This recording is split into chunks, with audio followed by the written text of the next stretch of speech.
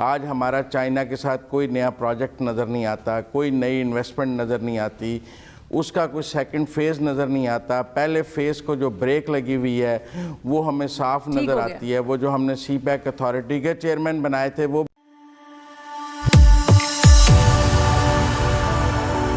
जय हिंद दोस्तों, मोदी देश में आपका स्वागत है। आज पाक मीडिया बात कर रहा है कैसे अमेरिकी राष्ट्रपति जो बाइडेन ने यूके से कहा है कि वो अपना बेल्ट एंड रोड इनिशिएटिव, मतलब कि जैसे सीपैक है वैसा ट्रेड रूट बनाएंगे। तो उसके बाद पाक मीडिया कह रहा है कि अमेरिका तो अब चाइना को फॉलो कर रहा है। तो उसके जवाब में पाक मीडिया का एक एनालिस्ट कह रहा है कि चाइना ने तो पाकिस्तान को जूते मार के निकाल दिया है और अब वो ईरान की तरफ देख रहे हैं। तो हमें अमेरिका का मजाक ना उड़ा के अपनी हालत पर फोकस करना चाहिए। चीन ने अब सीपैक का पैसा देना भी बंद कर दिया है, तो सीपैक तो बंद है और चीन अभी ईरान की तरफ चला गया है और ईरान में तो इंडिया भी बैठा हुआ है। तो पाक मीडिया कह रहा है कि चीन ने तो पाकिस्तान का दिल तोड़ दिया है।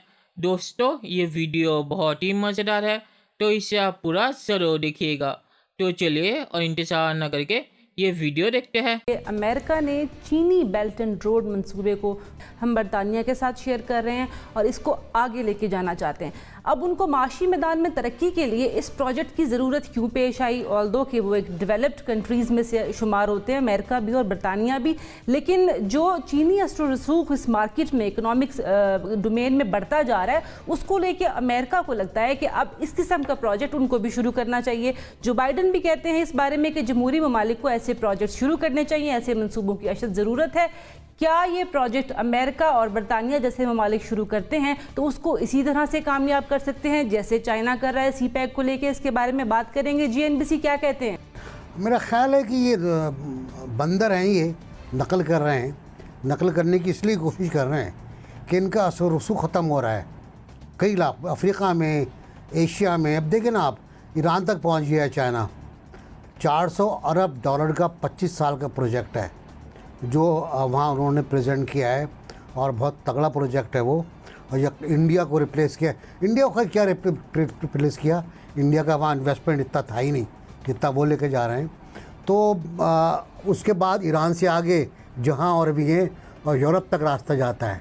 तो मुझे लगता है यूँ है कि अमेरिका को ये ख़दशा है कि चीन यूरोप तक ना पहुँच जाए अपना ये सड़क लेकर, सड़क और बेल्ट लेकर, और उसके अपने मुफादात खतरे में पड़ जाएं। ठीक हो गया जनरल साहब, अभी उनके दिमाग में है प्रोजेक्ट, लेकिन दिमाग से बाहर निकल के ऑन ग्राउंड आता है तो क्या वो सीपैक जितनी से ले सकता है, उतनी हाइप ले सकता है, उतनी कामयाबी ले सकता है? एक लिहाज से ये बड़ी अच्छी बात है कि एक वक्त में ये चाइना को कंटेन करने के ऊपर सारा इनका फोकस था और क्वाड आपने देखा कि उसके ऊपर सारा ट्रंप के पीरियड में क्वाड के ऊपर इतना एम्फेसिस उन्होंने किया और चाइना को कन्फाइन करने के चक्कर में थे कि उसको कंटेनमेंट। तो अब उनको नजर आता है कि कंटेनमेंट भी पॉसिबल नहीं है।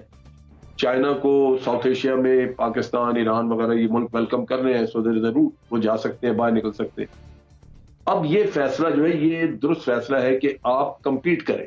चाइना ने इनको बहुत दफा कहा कि एक हेल्दी कंपटीशन आप क्रिएट करें, आप भी तरक्की करें, हमें भी करने दें, बजाय इसके कि आप जंग में उलझाएं और खर्चा सारा जो है वो वेपन्स के ऊपर जाना शुरू हो जाए। ठीक हो, कंपटीशन की वजह से डेवलपिंग कंट्रीज को बेहतर टर्म्स मिल सकेंगी, बेहतर मिलनी शुरू हो। जी जुनैरा क्या कहती हैं?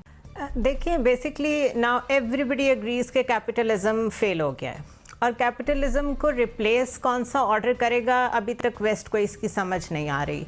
जो उनको नज़र आ रहा है वो है Chinese threat.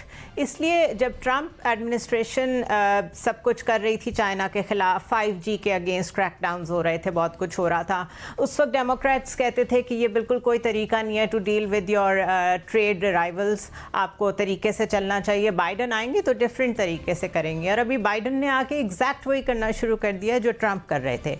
What is the reason? ये जो माइंडसेट होता है ये कोई 2 सालों में या 3 सालों में तो नहीं बनता। चाइना ने हमेशा से पॉलिसी ऑफ इंगेजमेंट को फॉलो किया है, स्ट्रेटेजिकली वो फॉलो करते हैं, इंगेज करते हैं, इकोनॉमिक इंटरेस्ट लेके जाते हैं लोगों के पास जिसमें उनका भी फायदा होता है, खुद चाइना का भी फायदा होता है। ठीक हो गया। तो एरा चेंज हो रहा है, इंटरनेशनल ऑर्डर चेंज हो रहा है। जी सौरवर्दी साहब क्या कहते हैं इस बारे में?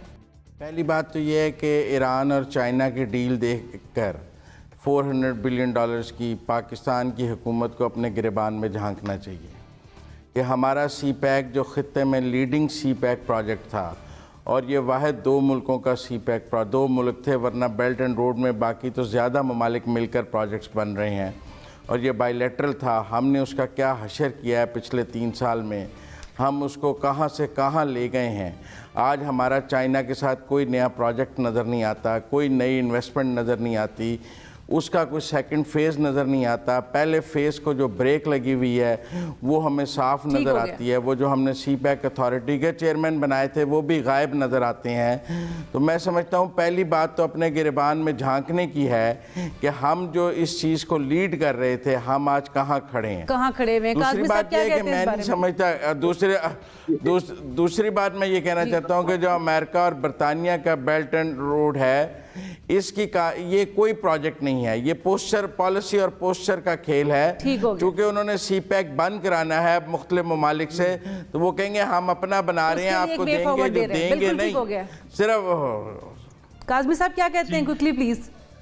देखिए, पहली तो बात इसमें यह है कि आज हमें शुक्र अदा करना चाहिए कि हमारे मुल्क के अंदर अभी भी ऐसे लोग मौजूद हैं जिन्होंने पहले ही इसको प्रीएम्प्ट कर लिया था और हमने अपने ताल्लुकात चाइना से मजीद मुस्तहकम किए थे। दूसरी बात यह है कि गुज़िश्ता 2 हफ्तों के दौरान जो कुछ हुआ, चाइना ने जो अलास्का में किया और पिछले हफ्ते यूरोपीय यूनियन, बरतानिया, अमरीका और कनाडा के इंतहाई अहम ऑफिशियल्स के ऊपर पाबंदियां लगाई। वो पाबंदियां जो अमरीका हर किसी के ऊपर लगाता था, इस दफा चाइना ने उनके ऑफिशियल्स के ऊपर लगाई, जिसमें हाउस ऑफ लॉर्ड्स के लोग भी शामिल हैं। तो अब ये आगे से एक तरह से वो अपनी जलन निकाल रहे हैं, एक तरह से चाइना को वो जिस तरह कहते हैं पोस्चरिंग कर रहे हैं। मुझे नहीं लगता इस मंसूबे में कोई इतनी संजीदगी है। चलिए दोस्तों, इस वीडियो पे बात करते हैं। तो पहले मैं बताना चाहूँगा कि मुझे नहीं लगता कि सी पैक कहीं भी जाएगा, क्योंकि सी पैक सड़कों के ज़रिए ट्रेड करने का तरीका है और आजकल सड़कों को तबाह करना बहुत ही आसान है। और सी पैक का जो रास्ता है वहाँ पे बहुत सारे आतंकी संगठन है, तो उनके लिए सी पैक को तबाह करना बहुत ही आसान होगा। और सी पैक के लिए अगर चीन ने सुरक्षा दी तो उस सुरक्षा में चीन का बहुत ही पैसा चला जाएगा। तो जो रास्ता कम होके उसका पैसा बचना था, वो पैसा भी चीन का सी पैक को सुरक्षा देने में चला जाएगा। तो सी पैक से चीन का फ़ायदा होगा, ये मुझे नहीं लगता।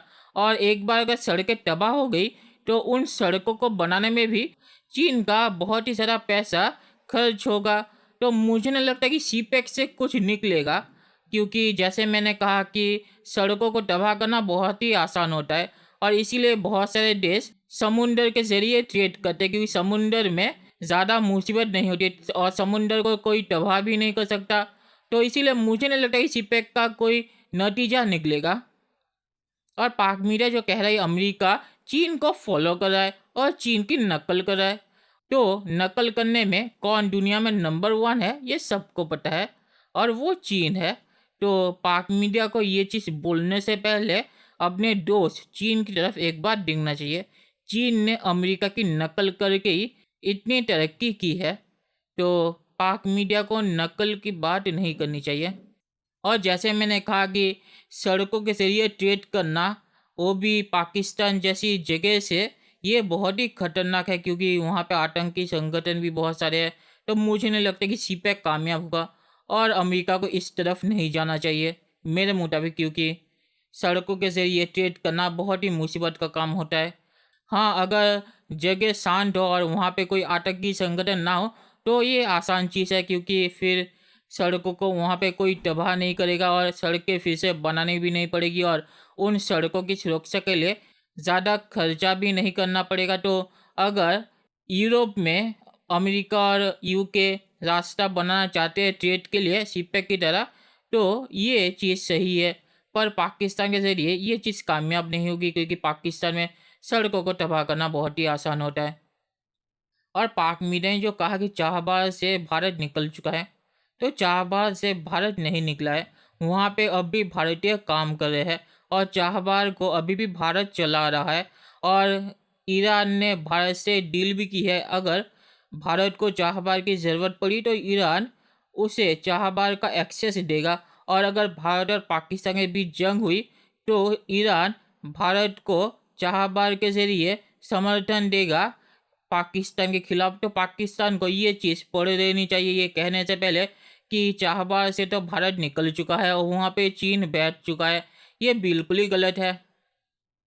और पाक मीडिया जो कह रहा है कि क्वाड के जरिए चीन को कंटेन करने का प्लान था अमेरिका का, तो क्वाड का जो मोटिव है वो थोड़ा अलग है। क्वाड का मोटिव है चीन के ऊपर जो दुनिया का रिलायंस है उसे ख़त्म करना, और इसीलिए क्वाड बनी हुई है।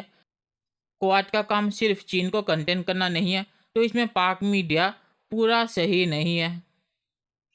और पाक मीडिया ने जो कहा कि चीन तो अब पाकिस्तान को छोड़ के ईरान की तरफ चला गया है और इसीलिए अब ईरान पे वो 400 अरब डॉलर इन्वेस्ट कर रहा है, तो चीन ईरान पे 400 अरब डॉलर इन्वेस्ट नहीं कर रहा।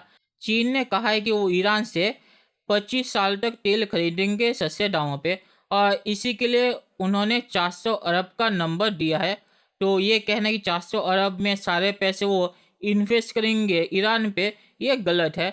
ईरान से वो सस्ते दामों पे तेल खरीदेंगे और इसीलिए चीन ने ये 400 अरब का नंबर दिया है।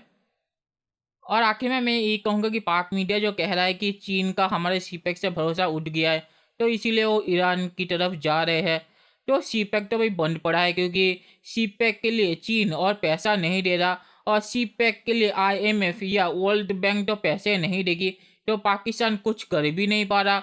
तो इसीलिए सीपेक का ईरान से और चीन से रिश्ता जोड़ना, ईरान और चीन के बीच जो डील हुई है इसका, ये गलत होगा। तो चलिए देखते हैं कि फ्यूचर में क्या होता है। दोस्तों, ये वीडियो देखने के लिए बहुत बहुत शुक्रिया, और हमारे चैनल को सब्सक्राइब करना मत भूलिएगा। Thank you very much.